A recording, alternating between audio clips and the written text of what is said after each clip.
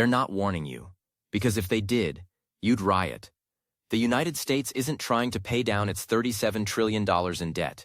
It's quietly erasing it by destroying your savings, your paycheck, your retirement, and the dollar itself. And here's how they're doing it. They're preparing to reprice the very foundation of the financial system, gold and Bitcoin, to levels nobody's ready for.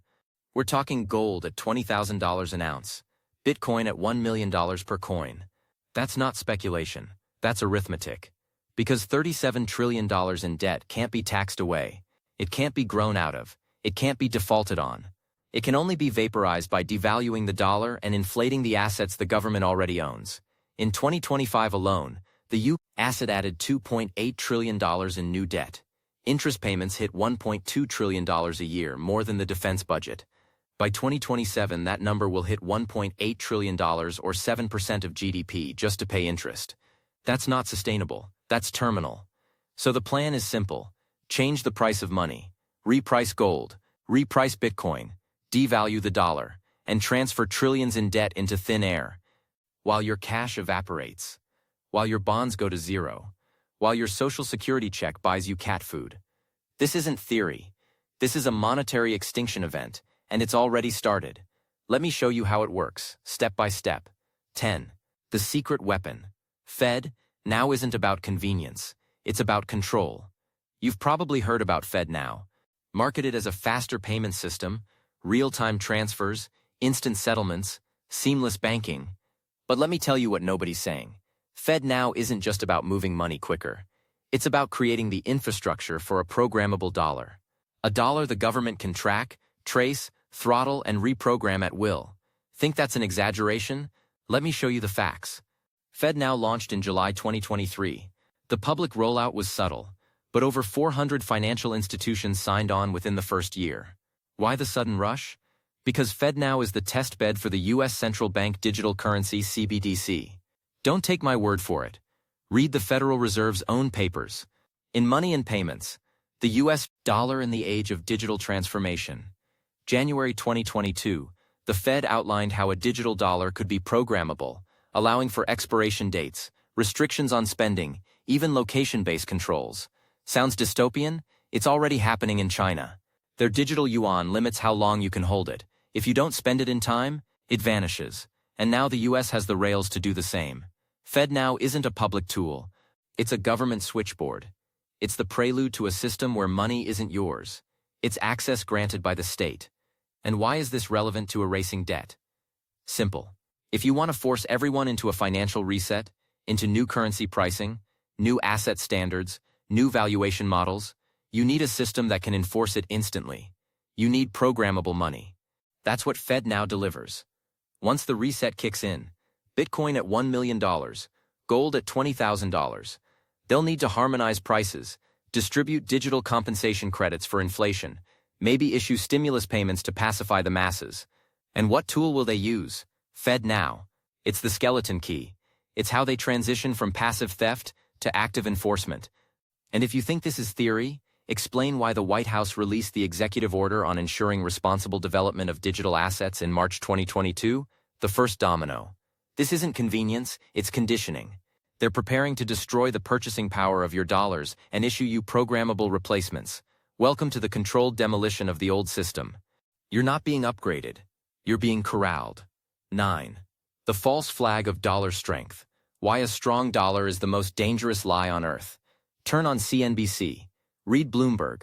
Scroll through the Wall Street Journal. They're all parroting the same line. The dollar is strong. But what does that actually mean?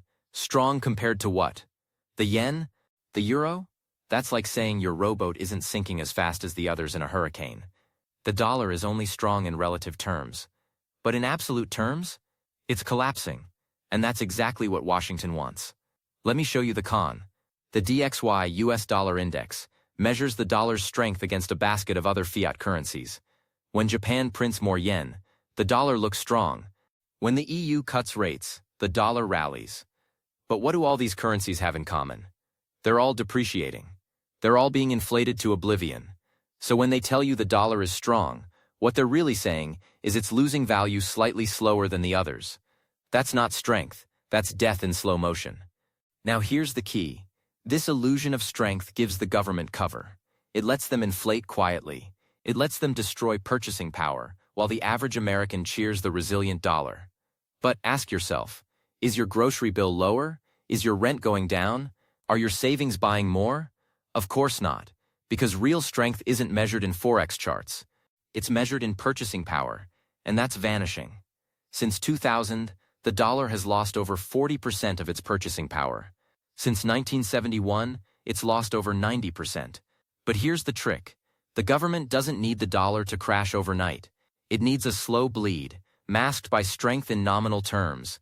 That's why they're engineering the Bitcoin and gold revaluation under the radar. They want to quietly shift value out of the dollar and into reserve assets while the world still believes the dollar is safe. And when the time comes, when Bitcoin is at $1 million and gold at $20,000, they'll flip the switch. The strong dollar will evaporate overnight, and everyone who was lulled into holding cash or bonds because the DXY looked good will be wiped out. The strong dollar isn't your ally. It's the velvet rope hiding the execution chamber. Get out before the mask comes off. 8. Why BlackRock, Vanguard, and the big banks are loading gold behind the curtain. Here's something they're not telling you on Bloomberg. The very institutions managing your 401k, your IRA, your pension, BlackRock, Vanguard, Fidelity, are piling into gold like it's the end of the world. Not ETFs, not paper gold, physical bullion, vaulted, insured, allocated gold. But they're not advertising it. Why? Because the last thing they want is for you to do the same. If retail piles into gold, it pushes the price before they're ready. So they're front-running the revaluation while feeding you index funds. In Q4 2024, BlackRock quietly acquired a majority stake in Swiss vaulting firm Metalor, one of the largest precious metals custodians in Europe. Why would a passive asset manager need control over a physical bullion vault? Because they know what's coming. And here's the kicker. In 2023 and 2024, commercial banks increased their gold leasing operations by over 60%, but physical inventories on the COMEX fell by 40%. That's not demand falling. That's demand leaving the paper market and entering private storage. It's a drain. Gold is being vacuumed into private hands before the revaluation. And if you think that's a coincidence, let me remind you, in 2022, the World Gold Council reported that central banks bought more gold than at any point since 1950. The smart money knows, the banks know, the institutions know, they're moving from financial assets into monetary assets. Because once the revaluation hits, once gold is $20,000 an ounce, your BlackRock managed S&P 500 index fund might go up nominally, but in real terms, it'll stagnate or collapse. Hard assets preserve wealth, paper doesn't. And when the system resets, and the new gold price is the foundation for global confidence, the institutions that positioned early will gain power, control, and purchasing leverage while the average American gets priced out of everything. They're not betting on stocks. They're betting on survival. And if you're holding cash when the revaluation hits, you're the liquidity they use to buy more. 7. The quiet collapse of Treasury demand. Why nobody wants U.S. debt anymore. Let me ask you something dangerous. Who's buying U.S. debt right now? Not Japan, not China, not the Federal Reserve. Foreign ownership of U.S. Treasuries peaked in 2014 at 34%. It's now under 24% and falling fast. In 2023 alone, China dumped $100 billion in treasuries, reducing its exposure to a 14-year low. And the Fed? It's in quantitative tightening mode. They're shrinking their balance sheet, not buying. That leaves private investors, pension funds, and domestic institutions to pick up the slack. But they're not biting either. In July 2024, a 30-year Treasury auction had its worst bid-to-cover ratio since 2011. That's Wall Street's way of saying, we're not interested in lending you money for 30 years at 4% when inflation is running at 6%. Who would be? Treasuries are now negative yielding in real terms. Buying them is a guaranteed loss. And when the debt is $37 trillion and rising, that's a death spiral. The government needs to sell $2 to $3 trillion in new debt annually just to cover deficits and roll over existing debt. But buyers are fleeing. What happens next? The Fed is forced to step in. Again. But they can't do it openly. That would spark panic. So they're cooking up a stealth fix. Revalue the assets, devalue the debt, reset the system.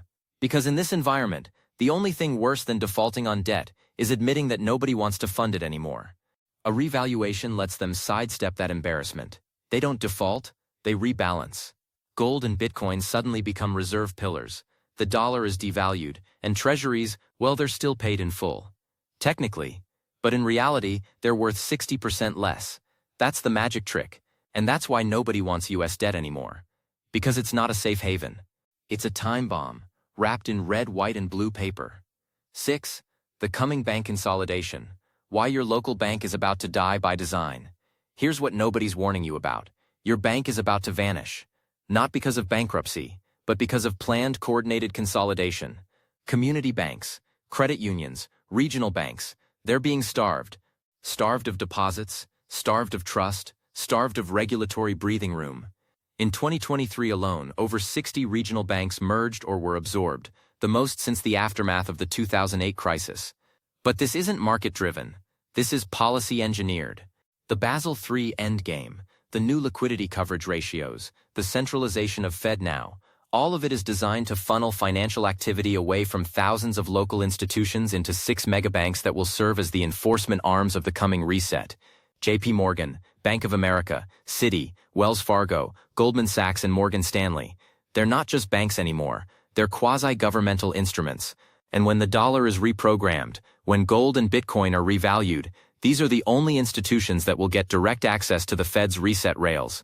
Everyone else? Cut out. And here's the sick part. Your bank account might not vanish, but your access to it will. Under the new system, your digital dollar won't be stored in your local credit union. It'll be hosted on a centralized ledger accessible only by the reset banks. Think you can opt out? Think again. During the 2023 regional banking crisis, the FDIC held private meetings discussing bail-in scenarios. Translation: if your bank fails, they won't bail you out. They'll convert your deposits into bank equity. Try spending that. And the path forward is already paved. The Treasury is partnering with major banks to test retail-facing CBDC interfaces. That's code for wallets that only work with the reset money. So when the system shifts, when Bitcoin and gold become the new valuation tools, your small-town bank will be obsolete and your wealth will be trapped in an institution you never chose. That's not a glitch. That's the design. 5. The supply chain trap. Why inflation will be engineered through scarcity, not printing. You've been told inflation comes from money printing. That when the Fed increases the money supply, prices go up. True, but that's only half the playbook. The real inflation, the one that guts you from the inside out, is engineered through controlled scarcity. Let me show you how they're pulling it off right now. Between 2020 and 24, over 20,000 food processing facilities shut down globally. Not from demand collapse, from strategic pressure, EPA regulations, forced consolidations, ESG mandates. In 2023, California's AB 5 law forced dozens of independent truckers out of business. In 2024, the USDA reclassified hundreds of small farms as non-compliant under new sustainability metrics. You're not watching market evolution. You're watching supply chain sabotage. And here's the result. The US now imports more food than ever before, even though we have the land, the water, the infrastructure to be food sovereign. Why? Because imported food is priced in dollars, and when the dollar collapses, so does the food pipeline. The new system? Post-reset food will be priced in hard assets, Bitcoin, gold-backed credits, or secure dollars. You won't be able to buy eggs at your local store with devalued fiat. You'll need access to the reset ledger. That's how they trap you. Not by printing trillions, but by shutting off supply. The illusion of scarcity drives up prices, and they can blame it on climate change, war, or pandemic aftershocks. But the cause is policy, not chaos. In the same way they used COVID to consolidate retail under Amazon and Walmart, they're using economic stress to consolidate production under centralized, ledger-compatible suppliers. You don't get a loaf of bread unless you're inside the system. And if that sounds conspiratorial, ask yourself why BlackRock, which owns massive chunks of the U.S. food supply chain, is now one of the largest shareholders in blockchain food tracing startups. They're building the compliance grid. You'll scan a QR code to prove your eligibility to buy meat. And when inflation hits 50% post-reset, they'll say it's not because the dollar was destroyed, it's because the world is broken. But it's not broken, it's rigged. And the scarcity? It's not an accident. It's the mechanism. 4. Operation Tokenize Everything. How the US will replace dollars with tokenized IOUs. Let's get uncomfortable. Because this is where the playbook goes full Black Mirror. After the gold and Bitcoin revaluation, after the dollar's purchasing power is gutted, the government won't hand you new wealth. They'll hand you tokens. Welcome to Project Guardian, Project Hamilton, and tokenized treasury accounts. These are not buzzwords. These are beta programs for a new system of financial obedience. In 2023, the New York Federal Reserve, in partnership with Citibank, MasterCard, and Wells Fargo, launched a 12-week trial of tokenized interbank settlements. That's not crypto. That's centralized, programmable ledger-based finance, a dollar that doesn't exist until it's permitted. Fast forward, after the revaluation, when gold and Bitcoin are used to reset the balance sheet, you won't be transacting with dollars. You'll be transacting with tokenized representations of your purchasing power. Think you have $10,000 in savings? Not anymore. Now you have 10,000 Fed tokens, redeemable under terms and conditions. What terms? ESG compliance, social credit scoring, tax withholding, preemptively embedded into every transaction. In 2024, Citi released a white paper claiming 95% of global assets will be tokenized by 2030. And here's the kicker. They're not tokenizing for you. They're tokenizing you. Your income will be streamed, your tax rate embedded, your eligibility for purchases coded in real time. Want to buy ammo, red meat, or flight tickets to Florida? Declined. Not compliant. But the genius is in the rollout. It won't start with restrictions. It'll start with incentives. You'll get bonus Fed tokens for signing up early, rebates for converting your old cash. But once you're in, you can't leave. Every dollar tokenized is a dollar locked, every transaction tracked, every decision scored. And if that doesn't terrify you, look at India's CBDC pilot. By mid-2024, over 1.2 million users were issued e-rupees, but only 14% converted back to cash. Why? Because you can't. And that's what the US is copying. So after gold hits $20,000, after Bitcoin hits $1 million, they won't hand you wealth. They'll hand you a digital leash. And the more you spend, the shorter it gets. 3. The real role of Social Security. How the reset will vaporize retirement promises. Here's the most devastating part of the reset that nobody wants to talk about: the complete annihilation of retirement. Let me show you why Social Security is already dead and how the reset is the final blow. According to the 2024 Trustees Report, the Social Security Trust Fund will be insolvent by 2033. That means if you're 50 years old today, you'll hit retirement right as the program hits a wall. But here's the trick. They're not going to cut checks to zero. They're going to inflate your benefits to worthlessness. Example. In 2024, the average Social Security check is $1,907 per month. With current inflation at 6% and real inflation closer to 12%, the purchasing power of that check drops by half in 6 years. Now factor in post-reset inflation. If the dollar loses 70% of its value, your $1,900 becomes $570 in real terms. Congratulations, that's rent for a tool shed. But here's the policy magic.